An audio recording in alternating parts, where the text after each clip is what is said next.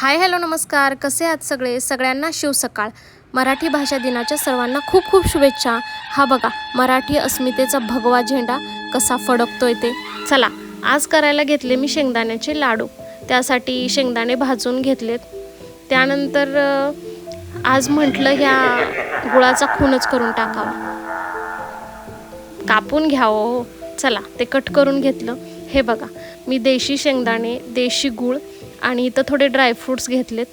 चांगले मिक्सरमध्ये बारीक करून घेणार आहे. ते वेलची ऑप्शनल आहे, तुम्ही घालू शकता, नाही तर नाही. पण मी उपवास असल्यामुळं वेलची स्किपच करते, कारण उपवासातही आपल्याला हे लाडू खाता येतात. मिक्सरमध्ये बारीक करून झाल्यावर मी हे असं सगळं एका बाउलमध्ये काढून घेतलं. मध्यमच बारीक करायचं, जास्त बारीक करायचं नाही. हे बघा हे रेडी आहे.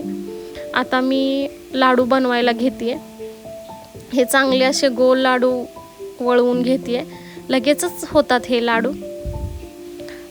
जवळजवळ माझे हे 20-25 छोटे छोटे लाडू मी बांधून घेतले. आमच्या बाळाला खूप आवडतात हे लाडू. हे बघा हे लाडू रेडी झालेले आहेत माझे. हे लाडू मी एका डब्यात भरून ठेवते. हे लाडू भरपूर दिवस टिकतात. त्यानंतर संध्याकाळी तर भाजी आणायलाच हवी ना. सो भाजी आणायला मार्केट जवळ असल्यामुळं फ्रेश आणि ताज्या भाज्या मला लगेच मिळतात. तुम्हाला हा व्हिडिओ कसा वाटला कमेंटमध्ये नक्की सांगा. आवडला तर लाईक शेअर फॉलो नक्की करा. बाय.